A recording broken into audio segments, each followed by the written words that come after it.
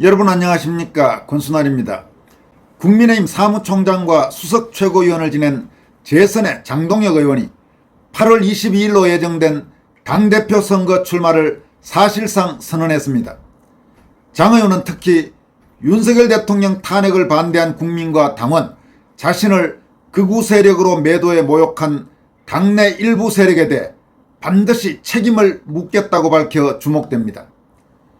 윤석열 탄핵 정변 과정에서 강력하게 탄핵 반대 투쟁을 벌였던 장동혁 의원이 당대표 선거에 나설 경우 한동훈, 조경태, 안철수, 김용태, 윤희숙 등 탄핵 찬성 세력이나 극우 운운 세력은 물론이고 대선 후 김문수 후보의 애매한 행보에 실망한 선명우파 당원 및 국민들의 지지를 상당 부분 받을 가능성이 높아 선거 전에 향방을 가를 돌풍이 불 수도 있습니다.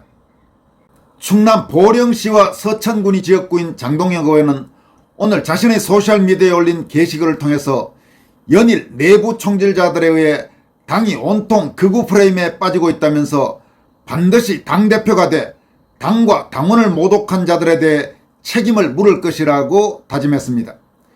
이 같은 언급은 당대표 선거 출마를 사실상 선언한 것으로 공식 출마 선언은 23일쯤 있을 것이라는 말이 나오고 있습니다. 장 의원은 또 일부 낡은 언론 매체와 탄핵에 찬성했던 내부 총질 세력이 탄핵에 반대했던 수많은 국민과 국민의힘 그리고 나를 극우로 몰아가는 꼴을 더 이상 지켜볼 수 없다고 강조했습니다. 한동훈을 비롯한 당내 탄핵 찬성 세력은 물론이고 이들과 같은 극우 운운의 주장을 반복해온 좌익 매체나 조선, 동아, 중앙일보 등 소위 조중동 프레임에 휘둘리지 않고 오히려 제도권 언론 매체의 왜곡된 프레임을 정면으로 공격하고 반격하고 나선 것이어서 주목됩니다. 그는 또 이번 전당대회는 극우 프레임을 깨부수기 위한 자유민주주의 수호 세력과 반자유민주 세력의 싸움이 됐다면서 이 싸움에 주저하지 않고 당당하게 나설 것이라고 말했습니다. 장동혁 의원은 얼마 전에도 당 혁신위원장이라는 윤희숙이 말도 안 되는 그런 내부 총질을 하자 강력하게 반박한 바가 있습니다. 당시 장동혁 의원은 모든 국민은 자신의 목소리를 대변해 줄 국회의원이 적어도 한 명은 있어야 한다. 윤희숙 혁신위원장은 무작정 여기저기 다 절연하자고 한다. 국민의힘마저 절연하면 그분들은 누가 지켜줄 것인가? 그분들도 대한민국 국민이고 국민의힘 지지자라고 밝혔습니다. 그는 또 생각이 다르면 설득하고 대안을 제시하는 것이 정치의 역할이다. 선거 때는 도와달라 사정하고 선거 끝나면 내쫓고 소금 뿌리고 문 걸어 잠그고 얼씬도 못하게 한다. 그리고 그것을 혁신으로 포장한다고 비판했습니다. 장 의원은 그러면서 국민의힘에서 마음 떠나간 분들의 목소리를 듣고자 했더니 거취를 표명하란다. 지금 거취를 표명해야 할 사람은 강성우 여가부 장관 후보자와 이진수 교육부 장관 후보자다. 윤희숙 위원장의 오발탄으로 모든 것이 묻혀버렸다면서 달면 삼키고 쓰면 뱉는 것, 선거 때만 쓰고 버리는 것이 국민의힘의 혁신이라면 국민의힘은 더 이상 희망이 없다고 강조했습니다. 여러분, 최근 장동혁 의원은 선명우파 성향 자유시민들 그리고 자유시민들의 목소리를 대변하는 지식인들 사이에서 상당히 주목받고 있습니다.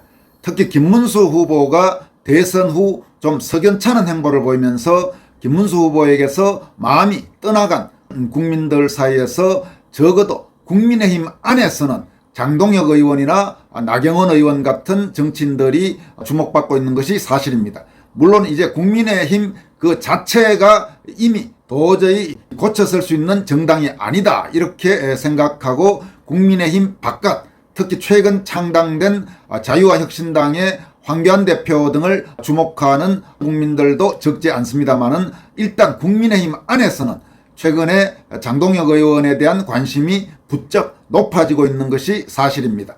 또 그런 관점에서 장동혁 의원을 평가하고 장동혁 의원을 지지하는 소셜미디어 인플루언서들도 조금씩 늘어나고 있습니다.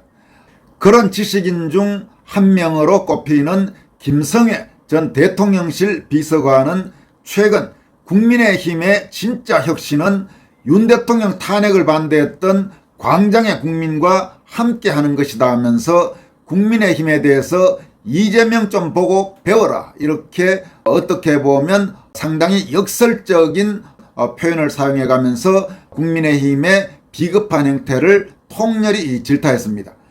김성회 전 비서관은 최근 자신의 소셜미디어 게시글을 통해서 이재명을 대통령 후보와 대통령으로 만든 세력은 다름 아닌 종북 이적 행위로 해산당한 통진당 세력이었고, 이적단체로 해산당한 한총련이었고, 가장 극렬한 주사파 집단인 경기 동부연합이었고, 간첩들이 활개치던 민노총이었다. 그들을 미천으로 삼아 이재명은 대통령 후보도 대통령도 되었다.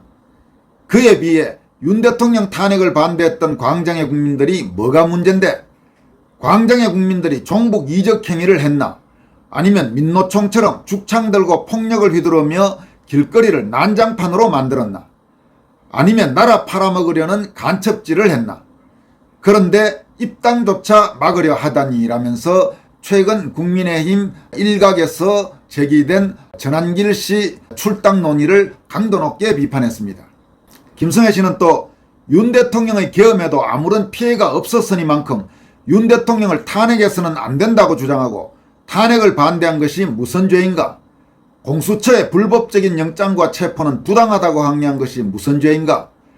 부정선거 의혹이 있으니 진상을 규명하자고 한 것은 또 어떤 죄를 저지른 것인가 라면서 도대체 윤 대통령과의 단절을 해야 혁신이라니, 이미 탈당하고 감옥에 가 있는 윤 대통령과 더 절연할 것이 남아있나?